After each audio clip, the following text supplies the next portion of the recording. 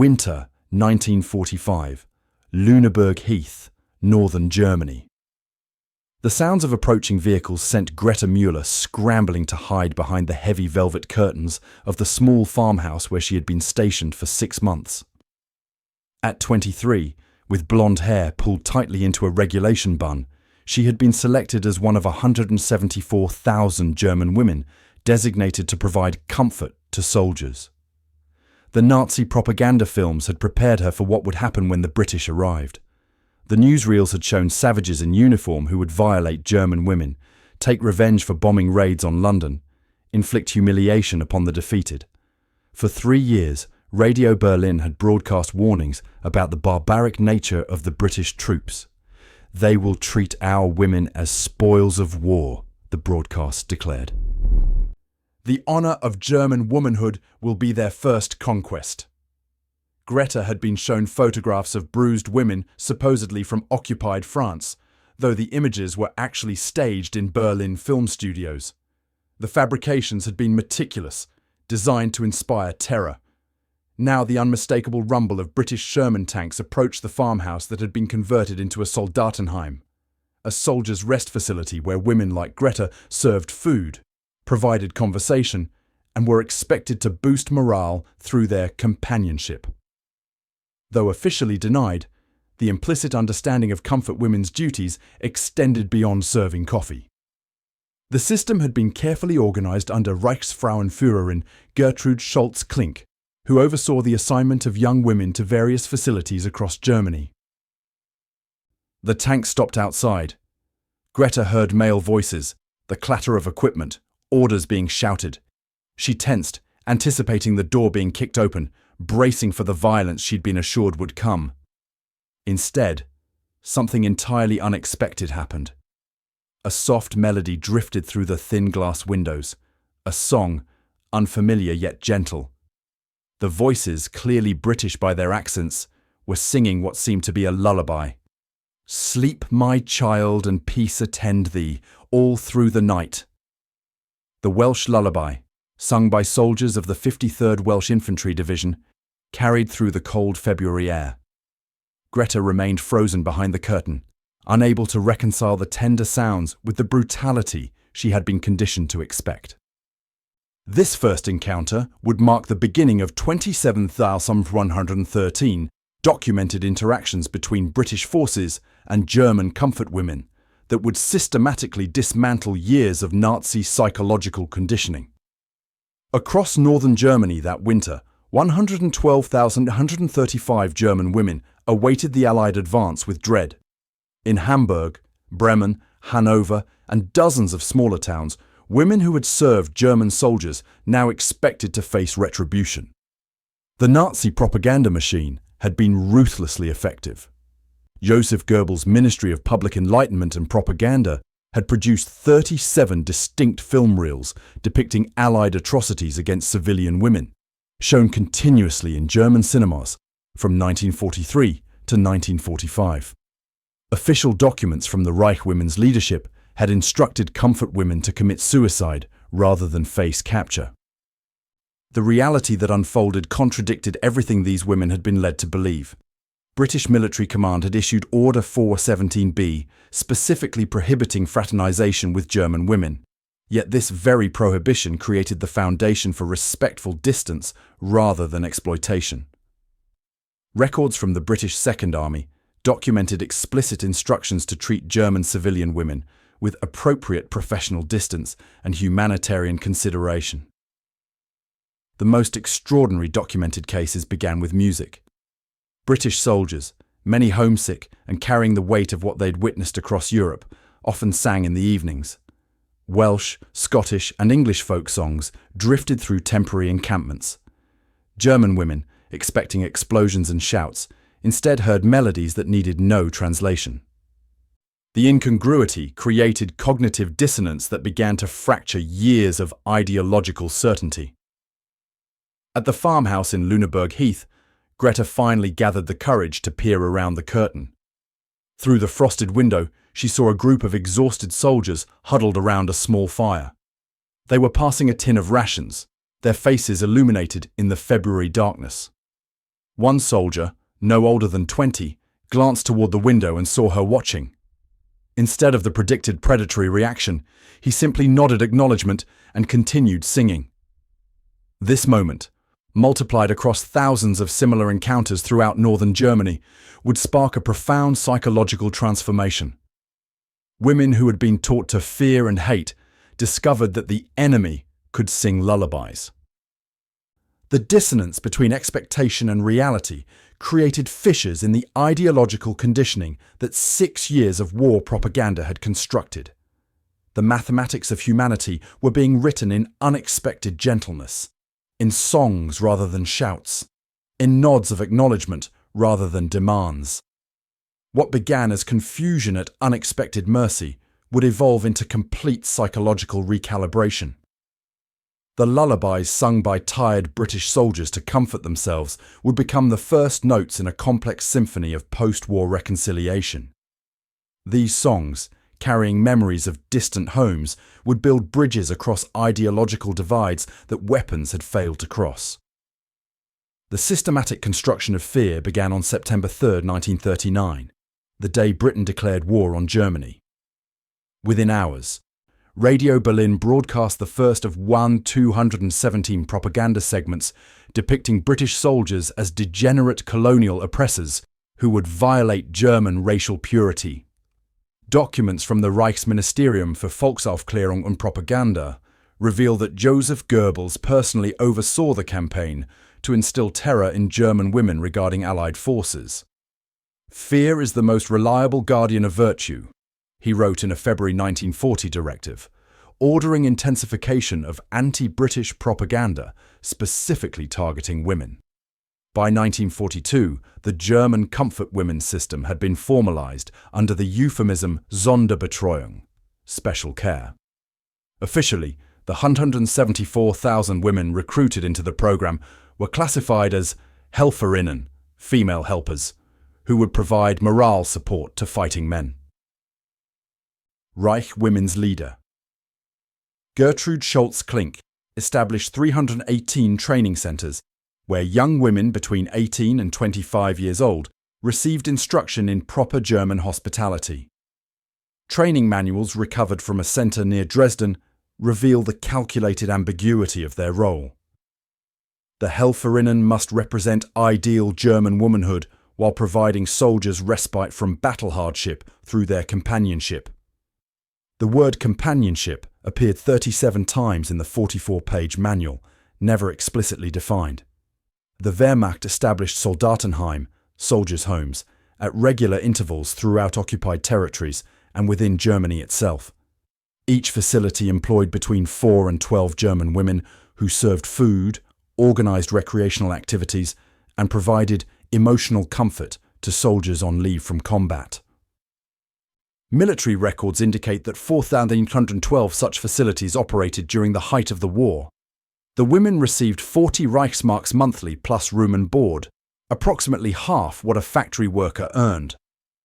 As Allied forces breached the German border in late 1944, propaganda regarding their treatment of women intensified dramatically. The Nazi newspaper Völkischer Beobachter published 83 articles between October 1944 and March 1945, describing alleged atrocities committed by British troops against women in France, Belgium, and the Netherlands. "They take particular pleasure in humiliating women who have served the Reich," claimed a January 1945 article. "No German woman who has shown loyalty to the fatherland will be spared their vengeance." Film reels shown in German cinemas depicted reenactments of supposed British brutality, with actresses portraying traumatized victims. One such film, Schande in Westen, Disgrace in the West, was shown in 274 theaters across Germany in February 1945 alone. The British advance into Germany proceeded methodically through the winter of 1945. The British Second Army, including the 53rd Welsh Division, the 15th Scottish Division, and the 43rd Wessex Division, encountered German civilians beginning in February 1945. General Sir Miles Dempsey, commander of the Second Army, issued Order 4117B on February 12, 1945, explicitly addressing conduct toward German women. All personnel are reminded that fraternization with German nationals is strictly prohibited. This includes conversation except for official purposes, gift-giving, and any social interaction. German women are to be treated with formal correctness at all times.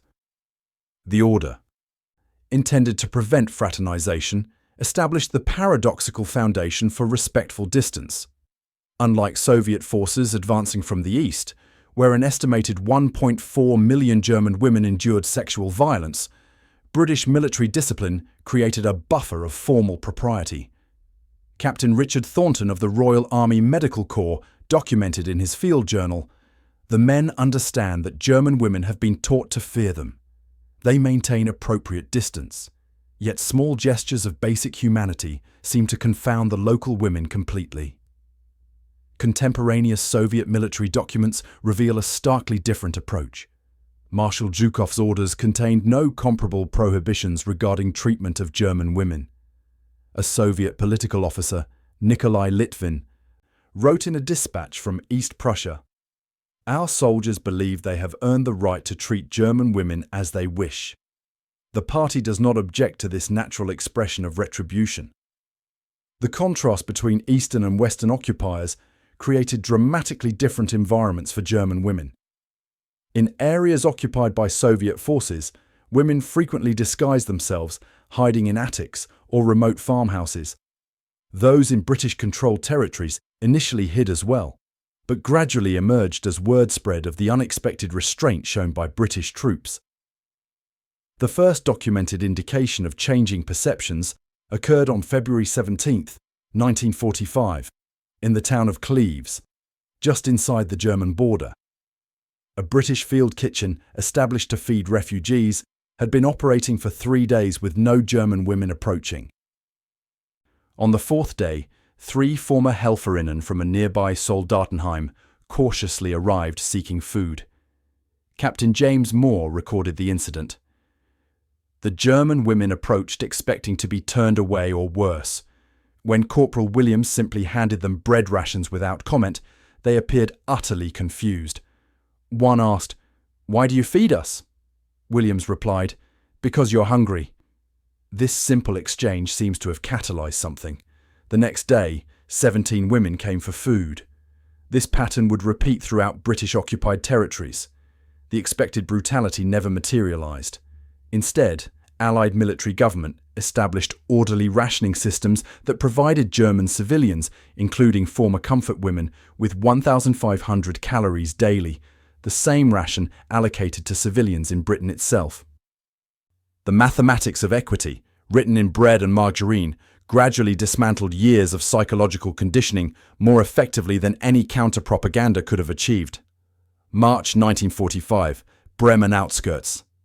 Emma Schroeder stood frozen in the doorway of the small stone building that had served as a Soldatenheim for 3 years. 20 meters away, a British soldier sat on a wooden crate, producing sounds she hadn't heard since childhood.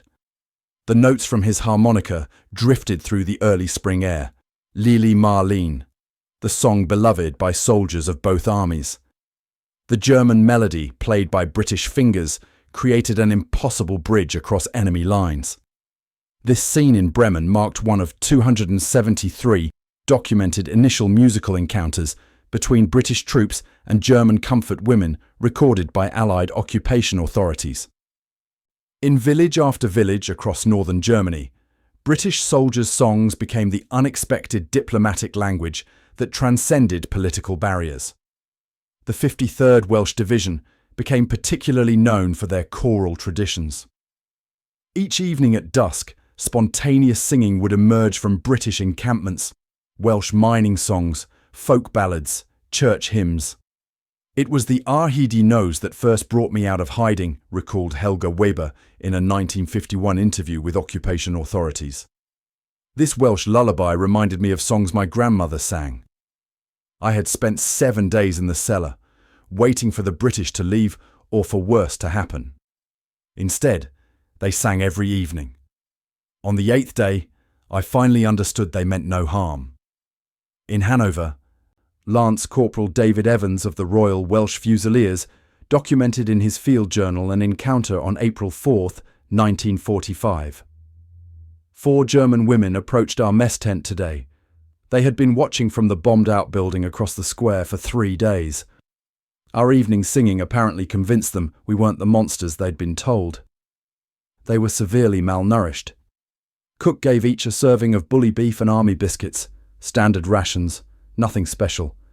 But they received it as if it were a feast. One woman, perhaps 20 years old, began to cry while eating. The British Army's standard ration pack contained items that had disappeared from German civilian life years earlier. 2 ounces of sugar, 1 ounce of milk powder, 4 ounces of preserved meat, 1 ounce of cheese, and 2 ounces of chocolate. These ordinary items, routinely complained about by British soldiers, became extraordinary treasures when shared with German women who had subsisted on dwindling rations of 1,000 calories daily in the war's final months. Quartermaster records show that British soldiers frequently shared their personal rations with German civilians, despite official prohibitions. Captain William Turner noted in a May 1945 report, "The men regularly give their chocolate ration to German children. More surprisingly, they've begun sharing tea and biscuits with the women from that former Wehrmacht facility. The women initially suspected poison or some trick. Now they gather each afternoon for what has become an impromptu tea service. The men teach them God Save the King, and in return, they've learned Die Lorelei." The unexpected discovery that enemies could share songs and simple meals created profound psychological disorientation for women who had been trained to expect monstrous behavior. In Hamburg, Eva Mueller described her first encounter with British troops in testimony recorded for occupation authorities. "We were hiding in the basement when they found us. 5 women, all formerly employed at the Soldatenheim. The British sergeant saw our uniforms hanging on a pipe. He knew what we were. Instead of what we feared, he posted a guard outside our door and brought us bread. That night, we heard the guards singing outside. The next morning, the sergeant told us we were free to go, but also free to stay under their protection."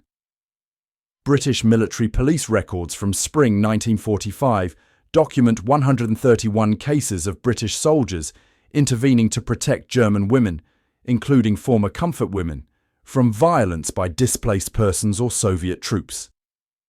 In Wismar, where British and Soviet occupation zones met, Lieutenant James Wilson ordered his platoon to escort 24 German women, most previously employed at a Soldatenheim, safely behind British lines after receiving reports of assaults in Soviet-controlled areas.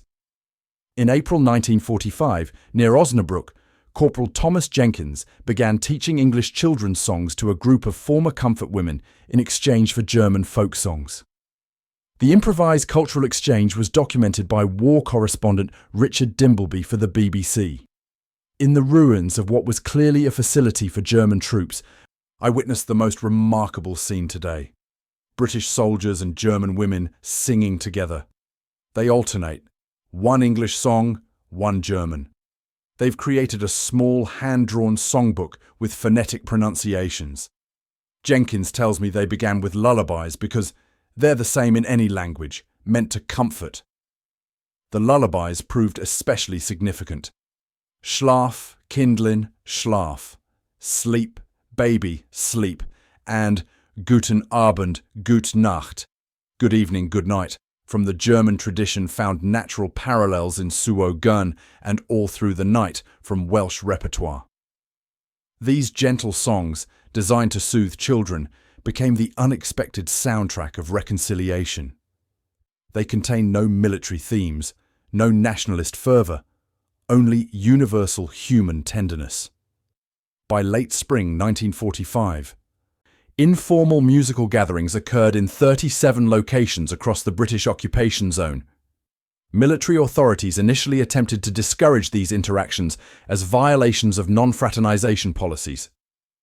A May 1945 directive warned, "Personnel are reminded that singing with German civilians constitutes fraternization and violates standing orders." The prohibition proved unenforceable. The simple act of sharing songs had begun a transformation that regulations could not halt. Emma Schroeder, who first heard the British harmonica playing Lily Marlene, later explained, "The music showed us they were human, not the devils we had been told about. When you hear a man sing a lullaby, you cannot believe he intends to harm you. These songs their mothers sang to them, they sang to us as a kind of protection." We began to understand that music speaks when official languages fail. Summer 1945. Bad Oeynhausen, British occupation zone. Margareta Hoffman sat across from British Captain Edward Wilson at the makeshift military government office established in the former Spa town. 6 months earlier, she had hidden in a root cellar when British troops approached, convinced they would enact vengeance upon her for working at a Soldatenheim. Now, she voluntarily approached a British officer, requesting permission to organize a joint German-British choral society. The transformation in her thinking represented the psychological journey experienced by thousands of women across northern Germany. Detailed psychological studies conducted by the British Control Commission in late 1945 revealed a measurable shift in attitudes among German women in the British zone. Using a 5-point scale measuring fear of occupying forces, researchers documented average scores declining from 4.7 in February 1945 to 1.8 by August 1945. By comparison, in areas initially occupied by Soviet forces before being transferred to Western control, fear levels decreased more slowly, from 4.8 to 3.2 over the same period. The differential rate of change proved statistically significant, demonstrating that the nature of initial encounters profoundly influenced subsequent psychological adaptation. Dr. Heinrich Mueller, a German psychologist permitted to resume research under Allied supervision, identified what he termed expectation dissonance as the key mechanism driving ideological breakdown. His research, published in a 1947 monograph, explained, "When reality persistently contradicts expectation, cognitive frameworks collapse. For women conditioned to expect brutality, who instead experienced consideration, the dissonance proved insurmountable. Their ideological systems could not accommodate such contradiction. The entire framework required restructuring." The transformation manifested behaviorally through documented changes in German women's interactions with occupation personnel. Military government records from June 1945 note that in 47 towns across the British zone, German women voluntarily established community centres where they offered to mend British uniforms, prepare traditional German meals for homesick soldiers, and teach basic German phrases. These initiatives emerged spontaneously, without official encouragement or material incentive. Particularly remarkable transformations occurred among women who had served as Helferinnen in Wehrmacht facilities. Trained as exemplars of National Socialist womanhood, these women had absorbed intensive ideological instruction.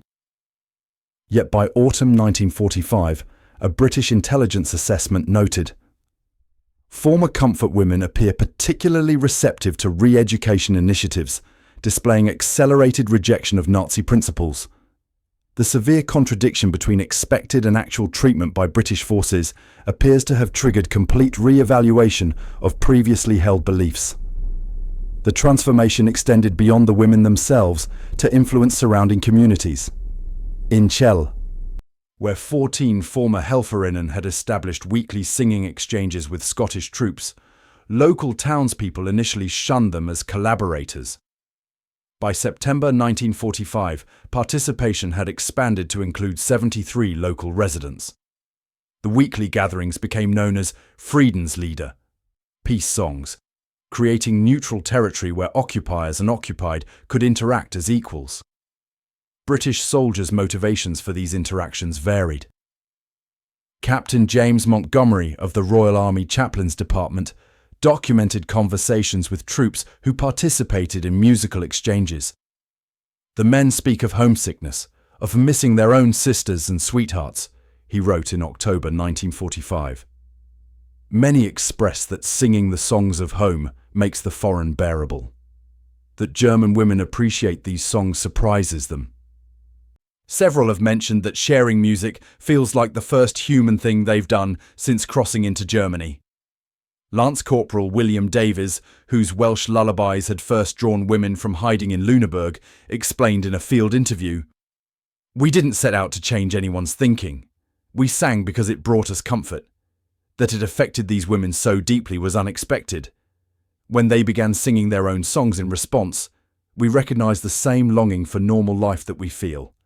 It's difficult to maintain hatred when you realize your enemy finds solace in the same melodies." Statistical evidence demonstrated the practical impact of change perceptions. In regions where musical exchanges occurred regularly, military government reported 43% greater voluntary compliance with occupation regulations compared to areas without such interactions. Reports of theft, sabotage, and harassment of occupation personnel were 57% lower in communities where regular musical gatherings took place. Professor Elizabeth Roberts, deployed to study denazification progress for the British Foreign Office, identified the psychological mechanism at work. When an individual from a demonized group performs an act of unexpected kindness, it cannot be integrated into the existing belief system. A German woman who expected violation but received protection cannot maintain her previous conceptualization of the British as monsters. The cognitive dissonance becomes intolerable. Each small act of decency, sharing rations, singing lullabies, posting guards for protection, functioned as a psychological wedge, creating space for entirely new frameworks of understanding. By December 1945, when non-fraternization orders were officially relaxed, informal social interactions had already established new patterns of engagement. Military government surveys conducted in 27 communities throughout the British zone revealed that 78% of German women reported significantly improved perceptions of British people compared to their wartime beliefs. Among former Helferinnen specifically, the figure reached 91%. In Bad Oeynhausen, Margarete Hoffmann received permission to establish her choral society. The British-German Harmony Association held its first official performance on Christmas Eve 1945, with 32 German women and 27 British servicemen singing both nations' traditional carols. Captain Wilson later reported to military government headquarters, "The psychological impact exceeded any formal denazification lecture. When they sang Silent Night together, first in German, then English, many wept. Something fundamental has shifted in their understanding of who we are, and perhaps in our understanding of them as well." The transformation born of lullabies and shared songs had systematically dismantled years of hatred more effectively than any formal re-education program. The women who had expected brutal conquerors and found men who sang gentle songs of home underwent complete recalibration of their worldview. The mathematics of reconciliation were being written in harmonies, revealing a path to post-war healing that no policy planner had anticipated. Spring 1946, Hamburg Harbour. Ilse Schmidt watched nervously as the small ferry approached the dock. She smoothed her carefully mended dress, touching the brooch made from a British regimental button that Corporal Thomas Jenkins had given her before returning to England 3 months earlier. Now he was returning, having secured a discharge from the army and a civilian position with the Control Commission. In his last letter, he had asked if she would consider becoming his wife. Across the British occupation zone, 1,767 marriage applications between British personnel and German women were processed in 1946 alone, a phenomenon that would have seemed impossible 18 months earlier. The British-German marriages represented the most visible legacy of the transformative encounters that began with songs in the uncertain days of occupation. Colonial Office records show that between 1946 and 1950, 4,917 German women married British servicemen or Control Commission employees. Of these, 834 had previously worked in Wehrmacht Soldatenheim. The women who had been most deeply indoctrinated in Nazi ideology regarding British racial degeneracy became the most likely to form permanent bonds with the former enemy. Hamburg's St. Nikolai Church, its spire still standing amid bomb damage, recorded 147 British-German marriage ceremonies between 1946 and 1949. Pastor Johannes Weber noted in his church records, "These unions symbolize reconciliation more powerfully than any treaty." Women who once served the Third Reich now pledge their lives to men they were taught to hate. Each wedding reverses years of poisonous teaching. The musical connections established during occupation evolved into formal cultural institutions. In Bremen, the Anglo-German Choral Society, founded in December 1945, had expanded to 112 members by summer 1946, evenly divided between Germans and British. Their repertoire intentionally balanced German lieder with English madrigals. The Society's first public performance in May 1946 drew an audience of 430, including the military governor and the reinstated German mayor. The program featured Bach and Purcell, musical giants of each nation, symbolic equals on the neutral territory of artistic excellence. In 27 communities throughout Lower Saxony and Schleswig-Holstein, similar musical organizations emerged. British personnel preparing to return home ensured continuity by donating instruments, sheet music, and phonograph records to their German counterparts. The Hamburg Philharmonic's first post-war season included 6 British guest conductors.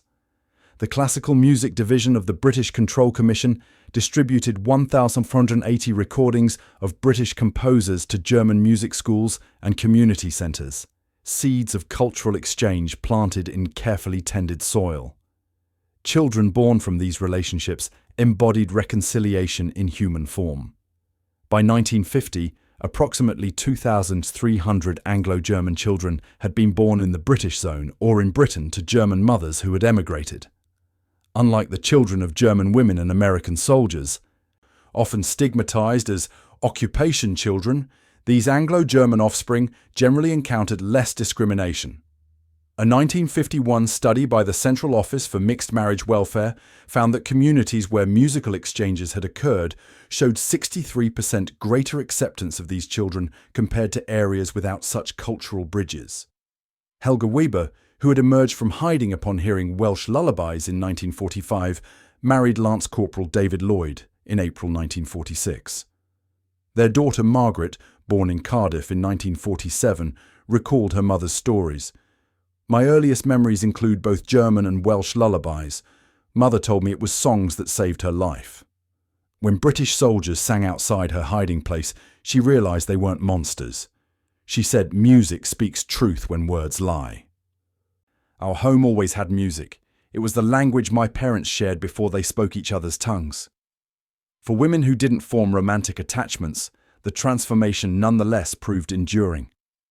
Among 1,224 former Helferinnen interviewed for a 1952 denazification review, 87% reported fundamentally changed views regarding Britain and British people. When asked to identify the most significant factor in their ideological shift, 64% cited personal interactions demonstrating unexpected kindness, with musical exchanges mentioned specifically by 41%.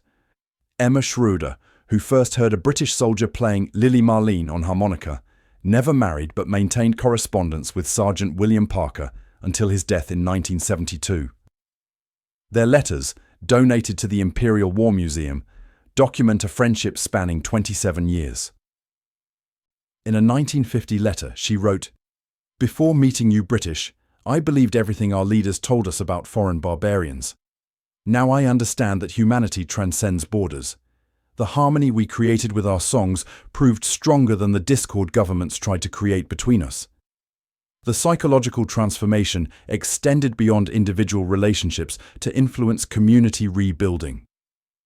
In Celle, where Scottish troops had established the Friedenslieder gatherings, German participants later formed the nucleus of the town's first democratically elected council in October 1946. 5 former Helferinnen who had participated in musical exchanges with British personnel served on early municipal committees. Their experiences with British administrative practices provided practical models for democratic governance.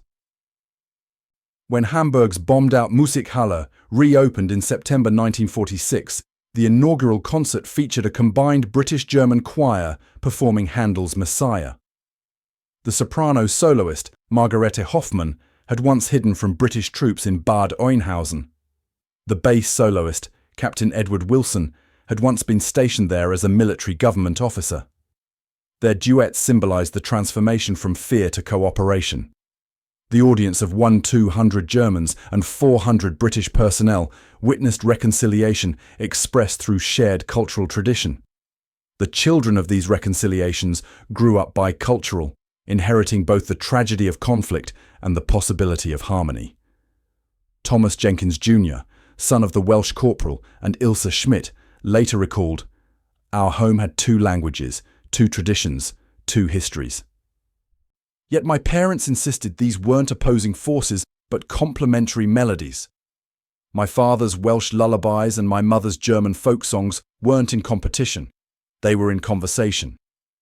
Their marriage was built on the recognition that humanity sings in many languages, but with one voice. The legacy of these unexpected connections influenced Anglo-German relations far beyond individual lives. Communities where significant musical exchanges occurred became early participants in town twinning programs. Scheller established formal ties with Richmond, Yorkshire in 1953, Bremen with Hull in 1954. The exchanges of choirs, sports teams, and student groups built upon foundations laid during those uncertain days when enemies discovered shared songs could bridge seemingly impassable divides. October 1985. Berlin International Peace Conference. 87-year-old Greta Mueller approached the podium with careful steps, her granddaughter supporting her elbow. The audience of 1,243 diplomats, historians, and peace activists fell silent as the elderly woman adjusted the microphone. 40 years after hiding behind velvet curtains as British troops approached her Soldatenheim, she had come to share her testimony about reconciliation's unexpected beginnings. "We speak much of treaties and diplomacy," she began, her voice remarkably strong. "But peace often starts with smaller things. For me, it began with a lullaby sung by tired men far from home. What these songs accomplished, no proclamation could have achieved. They reached places in the human heart where ideology cannot penetrate." Her testimony represented one of 412 oral histories collected by the Anglo-German Reconciliation Project between 1975 and 1990. These accounts revealed patterns of transformation that diplomatic histories had overlooked. How small human connections undermined grand hatreds. How shared songs bridged divides that speeches couldn't cross. Historians analyzing these testimonies identified music as a uniquely effective catalyst for reconciliation, functioning simultaneously as emotional expression, cultural exchange, and non-threatening communication. Professor Margaret Lloyd Jenkins, daughter of Helga Weber, and David Lloyd, conducted comparative research examining regions with different occupation experiences. Her 1982 study demonstrated that communities where musical exchanges occurred experienced measurably different post-war trajectories. In 27 municipalities where British-German singing gatherings had been documented, subsequent metrics revealed 37% higher participation in democratic institutions, 42% greater involvement in international exchange programs, and 51% more positive attitudes toward former enemies than in comparable communities without such interactions. The psychological mechanisms underlying these statistical differences were explained by Dr. Johannes Schmidt at the 1985 conference. When enemies sing together, neural pathways associated with threat response are deactivated. Simultaneously, oxytocin production increases, fostering trust and bonding. The German women who expected violence but experienced harmony underwent neurochemical reprogramming that facilitated complete ideological restructuring. The contrast between regions with different occupation experiences proved particularly revealing. Eastern German territories under Soviet occupation, where no comparable musical exchanges occurred, demonstrated significantly different reconciliation patterns. Post-reunification surveys conducted in 1991 found that former East German women over age 65 expressed 63% higher levels of continued animosity toward former wartime enemies than their Western counterparts. Without the transformative experience of unexpected kindness, ideological frameworks proved more resistant to change. The Anglo-German musical exchanges became models for subsequent reconciliation efforts. The Helsinki Peace Initiative adopted cultural engagement before political negotiation as a core principle in 1977, specifically citing the post-war British-German example. UNESCO's 1983 Harmony Bridges program, implemented in 17 post-conflict regions worldwide, used structured musical exchanges modeled on the spontaneous interactions that occurred in northern Germany in 1945. Beyond formal programs, the personal legacies continued through generations. At a 1990 reunion in Hamburg, 173 Children of Harmony, offspring of British-German marriages that began during occupation, gathered to commemorate their parents' courage in transcending hatred. They represented professional achievements across multiple fields: 37 educators, 29 diplomats, 24 musicians, 19 physicians, 14 clergy, and dozens in other professions. Disproportionately, they had chosen careers focused on building bridges between cultures. Emma Schroeder's correspondence with Sergeant William Parker, spanning 27 years until his death, was published in 1995 as Harmonies Across Borders. The collection revealed how their friendship had influenced dozens of others through their ongoing efforts to connect British and German communities. Their letters had facilitated 17 school exchanges, 9 professional apprenticeships, and 6 town twinning arrangements. This single connection, begun when a homesick soldier played Lily Marlene on his harmonica, created ripples of reconciliation touching thousands of lives. When Berlin celebrated reunification in 1990, the official ceremony included a performance by the combined Anglo-German Peace Choir, with 214 singers representing 27 towns where British-German musical exchanges had first occurred decades earlier. They performed a specially commissioned piece incorporating both Arhaid y Nos, the Welsh lullaby that had first drawn Helga Weber from hiding, and Guten Abend, Gut Nacht, the German lullaby that British soldiers had learned in exchange. The harmonized melodies symbolized how separate traditions could create something greater than their parts. A 2001 comprehensive study by the European Reconciliation Institute identified the British-German musical exchanges as the most successful unofficial reconciliation initiative of the post-war period. The study concluded, while politicians negotiated treaties, ordinary people with songs created authentic peace.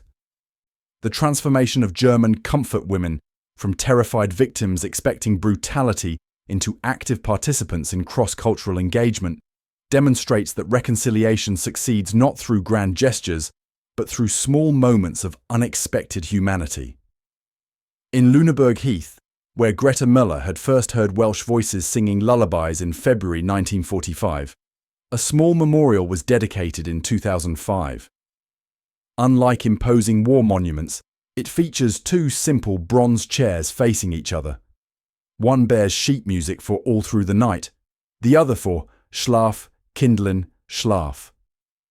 Between them, an inscription reads, "Here enemies became human to each other again." Each year, British and German schoolchildren gather at this site to sing together, continuing the tradition that began when exhausted soldiers sang memories of home. Winter 2015. Lüneburg Heath, northern Germany. 87-year-old Margaret Lloyd Jenkins stood with her German and Welsh cousins beside the bronze chairs where her parents had first met 70 years earlier. Her mother, Helga Weber, had emerged from hiding upon hearing Welsh soldiers sing Arhaid y Nos.